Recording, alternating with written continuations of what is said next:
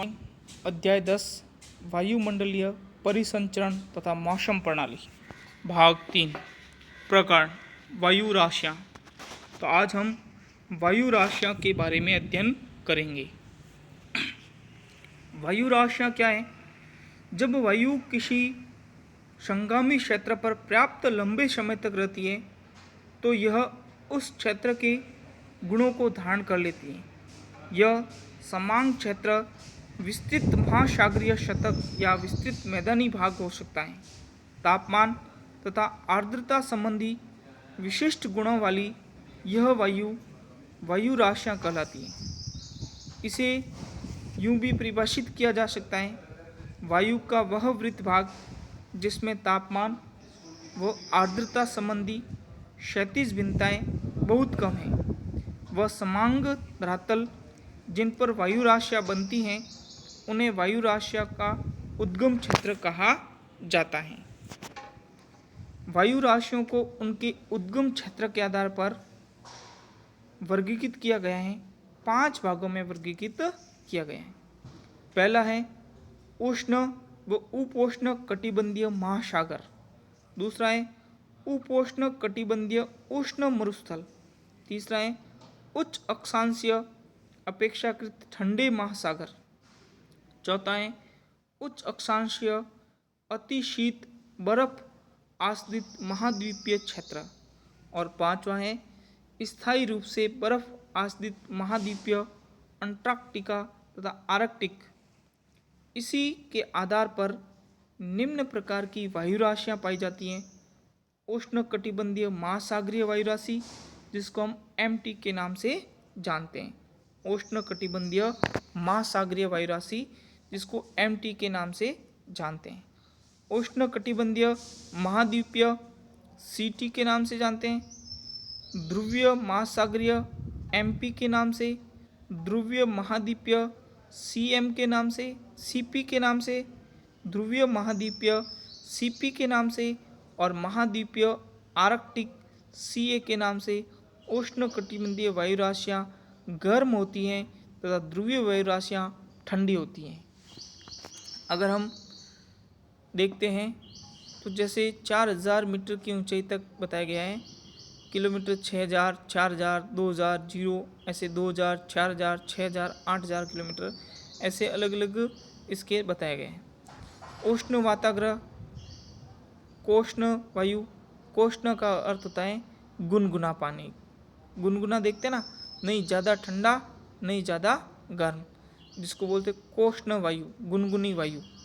तो उष्ण वाताग्रह यानी कि उष्ण वाताग्रह उसको कहते हैं जब हवाएं गर्म होकर तेज़ गति से ठंडी हवाओं के ऊपर चढ़ जाती हैं, उसको उष्ण वाताग्रह के नाम से जानते हैं। ये शीत वायु है, शीत वायु के ऊपर उष्ण वायु चढ़ जाती है, उसको उष्ण वाताग्रह कहा जाता है। इसी प्रकार का इसके नीचे शीत वायु, शीत वाताग्रह बताएं। जो शीत वायु, जो गर्म वायु होती हैं वो शीत वायु को ऊपर उठा देती हैं और ऊपर उठाने को हम शीत वाताग्रह के नाम से जानते हैं। गर्म वायु को शीत वायु ऊपर उठा देती हैं, उसको हम शीत वाताग्रह के नाम से जानते हैं। शीत वाताग्रह कोष्ण वायु, उष्ण वाताग्रह शीत वायु। इस प्रकार से शीत वायु के ऊपर अगर गर्म वायु चढ़ जाती है तो उसको हम उष्ण वाताग्रह कहते हैं, आगे हम पढ़ेंगे। और जब शीत वायु है वो गर्म वायु को ऊपर उठा देती हैं तो उसको हम शीतोष्ण वाताग्रह के नाम से जानते हैं। तो इस प्रकार से अलग अलग नाम हैं। वाताग्रह क्या है? वाताग्रह पढ़ा हमने, जब दो भिन्न प्रकार की वायु राशियाँ मिलती हैं, ठंडी और गर्म दो भिन्न प्रकार की वायु राशियाँ मिलती हैं, तो उनके मध्य सीमा क्षेत्र को वाताग्रह कहते हैं। उनके मध्य जो सीमा क्षेत्र बनता है उसी को वाताग्रह कहते हैं। वाताग्रह बनने की प्रक्रिया को वाताग्रह जनन कहते हैं। जहाँ वाताग्रह बनते हैं उसको वाताग्रह जनन के नाम से जानते हैं। वाताग्रह 4 प्रकार के होते हैं: शीत वाताग्रह, उष्ण वाताग्रह, अक्षर वाताग्रह, अधिविष्ट वाताग्रह। जब वाताग्रह स्थिर हो जाए तो उसे अचर वाताग्रह कहा जाता है। वाताग्रह स्थिर हो जाता है तो उसको अचर वाताग्रह कहते हैं। अर्थात ऐसे वाताग्रह जब कोई भी वायु ऊपर नहीं उठती है उसको अचर वाताग्रह के नाम से जानते हैं। जब शीतल व भारी वायु आक्रामक रूप से उष्ण वायु राशियों को ऊपर धकेलती हैं और इस संपर्क क्षेत्र को शीत वाताग्रह कहते हैं। यदि गर्म वायु राशियाँ आक्रामक रूप में ठंडी वायु राशियों के ऊपर चढ़ जाती हैं तो इस संपर्क क्षेत्र को उष्ण वाताग्रह कहते हैं। यदि एक वायु राशि पूर्णतः धरातल के ऊपर उठ जाए तो ऐसे वाताग्रह को अधिविष्ट वाताग्रह कहते हैं।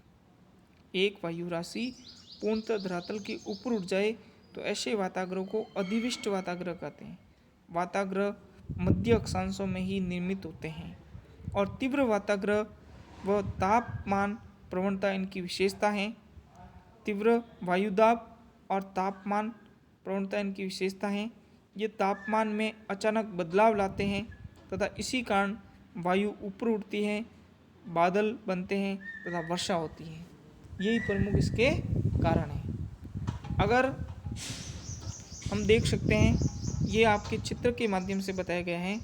जैसे शीत वायु है, ये शीत वायु है, ये कोष्ण वायु, ये कोष्ण वायु है जिसको गुनगुनाई वायु कह सकते हैं, नहीं ज़्यादा ठंडी नहीं ज़्यादा गर्म, ये कोष्ण वायु है। और ये शीत वायु है।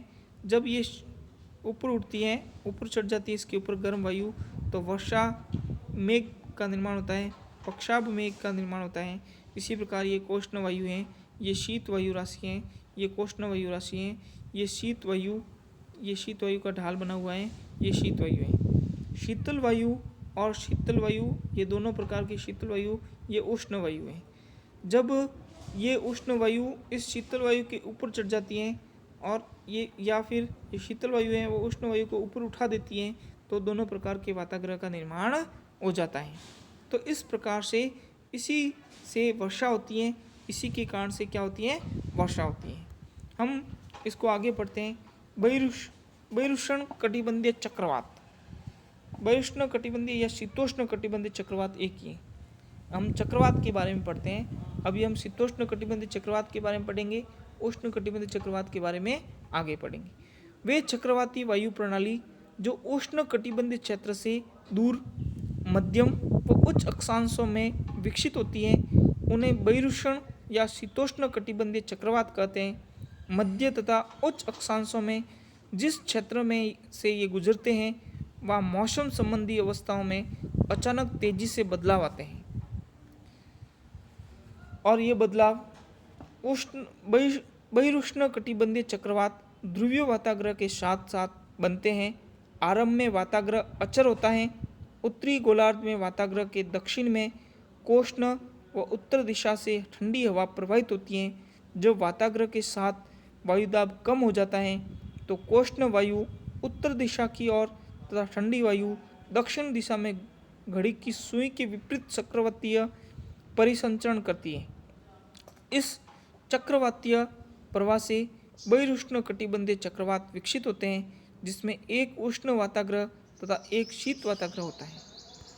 एक उष्ण वाताग्रह बनता है और एक शीत वाताग्रह के कारण ये इनका निर्माण होता है। चक्रवात में कोष्ण वायु क्षेत्र या कोष्ण खड़े ठंडे अग्रभाग व पिछले शीत खंड के बीच पाया जाता है। कोष्ण वायु आक्रामक रूप में ठंडी वायु के ऊपर चढ़ती हैं और उष्ण वाताग्रह के पहले भाग में स्तरीय मेघ दिखाई देता है और वर्षा होती है। पीछे से आता शीत वाताग्रह उष्ण वायु को ऊपर धकेलती है, जिसके परिणाम स्वरूप शीत वाताग्रह के साथ कपासी मेघ बनते हैं और शीत वाताग्रह उष्ण वाताग्रह की अपेक्षा तीव्र गति से चलते हैं और अंततः उष्ण वाताग्रहों को पूरी तरह ढक लेते हैं। यह कोष्ण वायु ऊपर उठती है और इसका भूतल से कोई संपर्क नहीं रहता है। अधिविष्ट वाताग्रह बनता है एवं चक्रवात धीरे धीरे क्षीण हो जाते हैं। इस प्रकार से चक्रवातों का निर्माण होता है और चक्रवात धीरे धीरे खत्म होते हैं। अगर हम धरातल तथा ऊंचाई पर वायु परिसंचरण की प्रक्रिया में निकट का अंतर संबंध होता है। बहिरुष्ण कटिबंधीय चक्रवात उष्ण कटिबंधीय चक्रवातों से कई प्रकार भिन्न होते हैं। अब किस प्रकार से भिन्न होते हैं? बहिरुष्ण कटिबंधीय चक्रवातों में स्पष्ट वाताग्रह प्रणाली होती है जो उष्ण कटिबंधीय चक्रवातों में नहीं होती हैं। ये विस्तृत क्षेत्रफल पर फैले होते हैं तथा इनकी उत्पत्ति जल व स्थल दोनों पर होती है, जबकि उष्णकटिबंधीय चक्रवात केवल समुद्रों में उत्पन्न होते हैं और स्थलीय भागों में पहुंचने पर नष्ट हो जाते हैं। उष्णकटिबंधीय चक्रवात उष्णकटिबंधीय चक्रवातों की अपेक्षा विस्तृत क्षेत्रों को प्रभावित करते हैं। उष्णकटिबंधीय चक्रवातों में पवनों का वेग अपेक्षाकृत तीव्र होता है और ये विनाशकारी होते हैं। उष्णकटिबंधीय चक्रवात पूर्व से पश्चिम को चलते हैं, जबकि उष्णकटिबंधीय चक्रवात पश्चिम से पूर्व दिशा में चलते हैं। बहुत प्रश्न, वायु राशि किसे कहते हैं? तापमान तथा आर्द्रता संबंधी विशिष्ट गुणों वाली यह वायु राशि कहलाती है। दूसरा प्रश्न है, वाताग्रह किसे कहते हैं? जब दो भिन्न प्रकार की वायु राशियां मिलती हैं तो उनके मध्य सीमा क्षेत्र को वाताग्रह कहते हैं। वाताग्रह कितने प्रकार के होते हैं? तो वाताग्रह 4 प्रकार के होते हैं: शीत वाताग्रह, उष्ण वाताग्रह, अचर वाताग्रह, अधिविष्ट वाताग्रह। बहिरुष्ण कटिबंधीय चक्रवात किसे कहते हैं? जो उष्ण कटिबंध से दूर मध्य उच्च अक्षांशों में विकसित होते हैं उन्हें बहिरुष्ण या शीतोष्ण कटिबंधीय चक्रवात कहते हैं।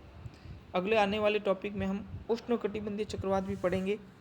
बहुत प्रश्न, वायु राशियाँ किसे कहते हैं? उसके उद्गम स्थल के आधार पर वर्गीकरण कीजिए। वाताग्रह किसे कहते हैं? उनके प्रकारों को समझिए। वाताग्रह के प्रकारों को समझाना है। उष्ण कटिबंधीय व शीतोष्ण कटिबंधीय चक्रवात में अंतर लिखिए। दोनों में क्या अंतर है वो आपको लिखना है। बहुत बहुत धन्यवाद, आपने इस टॉपिक को ध्यान से सुना।